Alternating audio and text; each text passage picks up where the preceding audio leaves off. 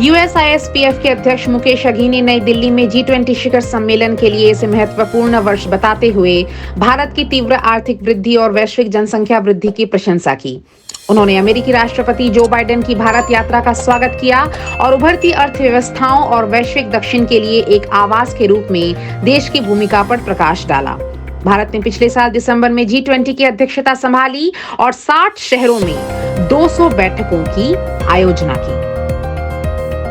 प्रधानमंत्री नरेंद्र मोदी स्वास्थ्य देखभाल, पर्यावरण और डिजिटल नवाचारों पर ध्यान केंद्रित करने के साथ 18वें पूर्वी एशिया शिखर सम्मेलन में भाग लेने के लिए जकार्ता के लिए रवाना हो गए हैं। उन्होंने कहा, मैं इन वैश्विक चुनौतियों से सामूहिक रूप से निपटने के लिए व्यवहारिक सहयोग उपायों पर अन्य ES नेताओं के साथ विचारों का आदान प्रदान करने के लिए उत्सुक हूं।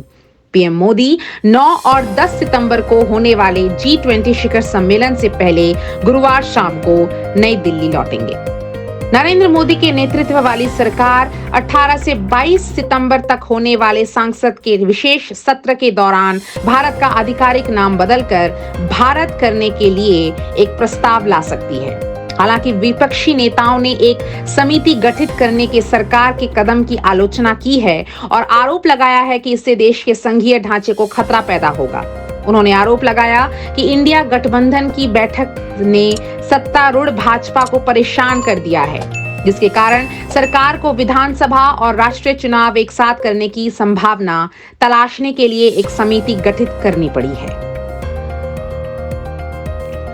प्रधानमंत्री नरेंद्र मोदी जो गुरुवार सुबह जकार्ता पहुंचे का भारतीय समुदाय ने भव्य स्वागत किया और जकार्ता के रिट्स कार्लटन होटल में वंदे मातरम के नारों के बीच उनका स्वागत करने के लिए एकत्र हुए भारतीय प्रवासी सदस्यों ने उनका स्वागत किया।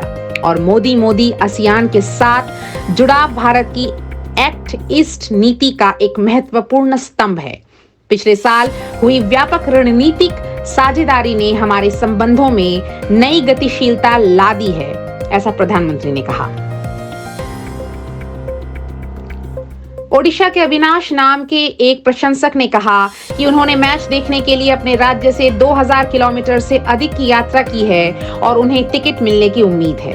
अब तक से सबसे बड़े क्रिकेट विश्व कप में 10 टीमें भाग लेंगी, जो 5 अक्टूबर से 19 नवंबर तक 10 स्थानों पर खेला जाएगा, जिसमें अहमदाबाद का नरेंद्र मोदी स्टेडियम टूर्नामेंट के उद्घाटन और फाइनल की मेजबानी करेगा। गुरुवार की सुबह नाबालिग लड़की को उसके घर से अपहरण कर अलुवा नगर पालिका में बलात्कार की नृशंस घटना पर अलुवा के कीजमाड़ पंचायत के वार्ड नंबर 19 के चैथमपुरम में अपने माता पिता के साथ सो रही एक प्रवासी श्रमिक की बेटी बुधवार आधी रात 12:30 बजे लापता हुई। खोजबीन करने के गए लोगों ने उसे पास के खेत में लहूलुहान अवस्था में पाया। अमेरिकाज गॉट टैलेंट पर अमेरिकाज गॉट टैलेंट के जजों के सामने देवाश्री गणेशा गीत पर कलाबाजों के एक समूह के प्रदर्शन का एक वीडियो वायरल हो गया है। वीडियो की शुरुआत में कलाबाजों की एक टीम को सफेद पोशाक पहने हुए दिखाया जाता है। उन्होंने दूसरी बार वैश्विक मंच पर भारत का नाम रोशन किया है। संयुक्त राष्ट्र महासचिव एंटोनियो गुटेरेस संयुक्त राष्ट्र सुरक्षा परिषद की स्थायी सीट में भारत को शामिल करने के लिए मजबूत समर्थक रहे हैं। उनके प्रवक्ता ने गुरुवार को कहा, अगस्त में ब्रिक्स शिखर सम्मेलन में प्रधानमंत्री नरेंद्र मोदी ने भी यूएनएससी में सुधार करने पर जोर दिया था।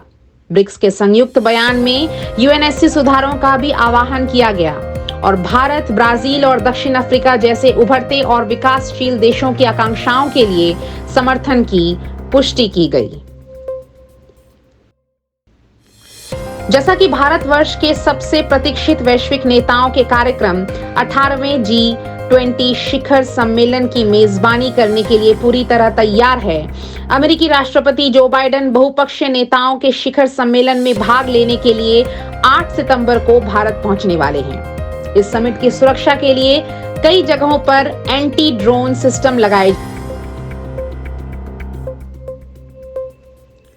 नया गीता एप्लीकेशन प्रदर्शित करेगा, जिसमें 5 बिंदुओं का वर्णन किया हुआ है।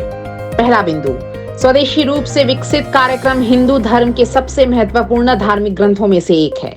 भगवत गीता में उल्लिखित अनुरूप समाधान प्रदान करेगा। इसका पूरा नाम मार्गदर्शन, प्रेरणा, परिवर्तन और कार्रवाई यानी कि गीता का पूरा अर्थ है।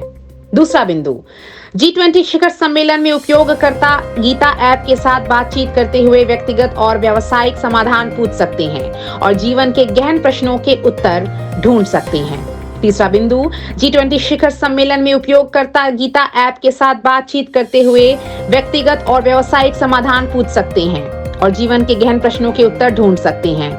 चौथा बिंदु, पहली स्क्रीन पर पहले से अपलोड किए गए प्रश्नों की एक सूची होगी।